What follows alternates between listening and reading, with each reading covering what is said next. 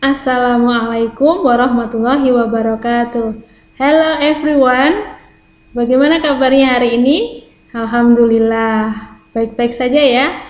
Baik, pada pertemuan kali ini kita masih membahas tematik, tema 1, subtema 2, kelas 4. Pada kesempatan kali ini kita akan belajar tentang indera pendengaran, yaitu telinga.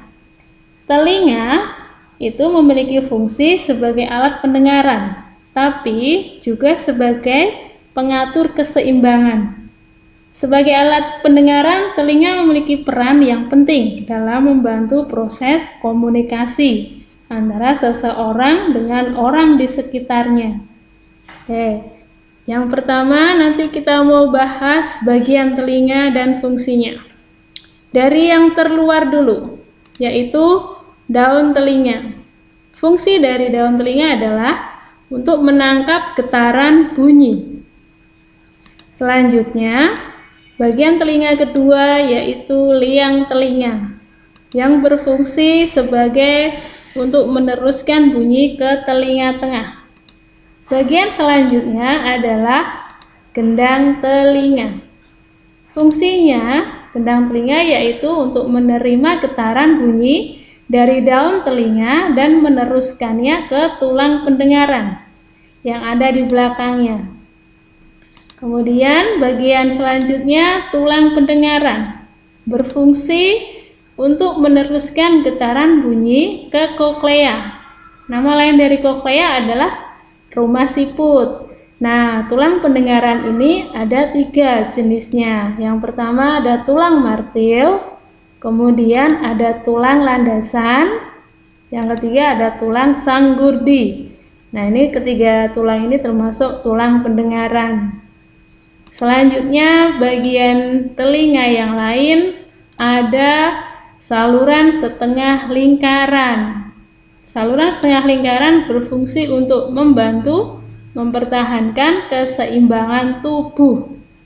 Nah, selanjutnya yaitu bagian saraf pendengaran. Fungsinya adalah untuk meneruskan bunyi ke otak kita, kemudian untuk diterjemahkan. Bagian yang lain adalah koklea atau rumah siput.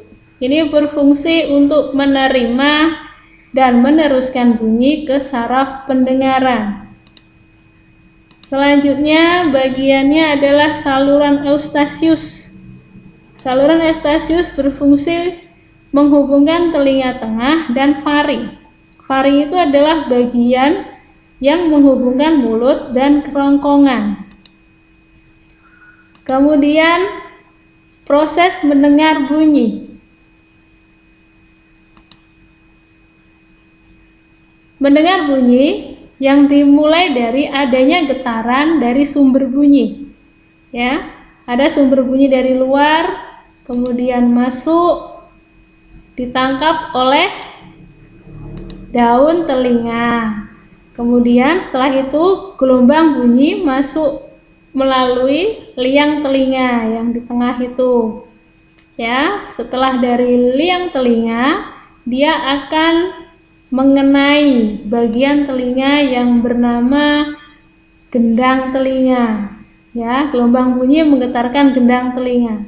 Gendang telinga itu ibaratnya seperti gendang yang dipukul. Jadi dia akan bergetar membrannya, selaputnya. Kemudian setelah dari gendang telinga, dia akan menuju ke tulang pendengaran. Getaran gendang telinga tadi akan menggetarkan tulang pendengaran ya yang ada di belakang gendang telinga. Selanjutnya, gelombang bunyi tadi akan masuk ke koklea. Nah, koklea menangkap getaran dari tulang pendengaran tadi dan mengirimkannya ke saraf pendengaran. Nah, setelah dari saraf pendengaran itu akan mengirimkan rangsangan ke otak manusia. Nah, di dalam otak itu gelombang bunyi atau rangsang bunyi itu akan diterjemahkan. Apa yang kita dengarkan. Begitu ya anak-anak, teman-teman semuanya, proses mendengar bunyi pada telinga manusia. Nah, ini ada beberapa gangguan pendengaran pada manusia. Yang pertama contohnya adalah namanya otitis media.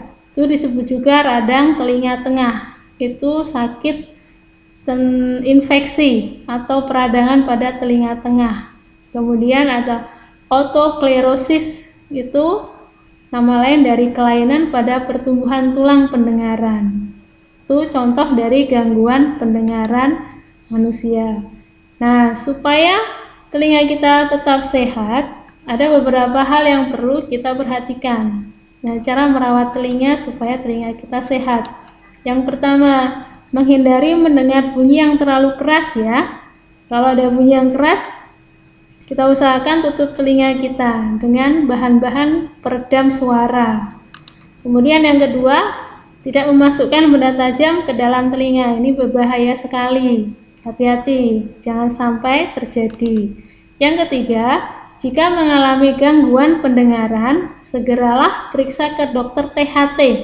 THT itu adalah telinga, hidung, tenggorokan. Nah, itu. Terima kasih. Sampai di sini dulu penjelasan Bunda tentang telinga atau indera pendengaran kita, yang fungsinya sebagai alat pendengar, kemudian sebagai pengatur keseimbangan, itu ya anak-anak semua, teman-teman semuanya. Oke, karena telinga itu organ yang sangat penting dan sangat bermanfaat dalam aktivitas kita, maka kita harus merawatnya dengan baik. Terima kasih, sampai bertemu di lain kesempatan. Mohon maaf jika ada salah kata. Wassalamualaikum warahmatullahi wabarakatuh.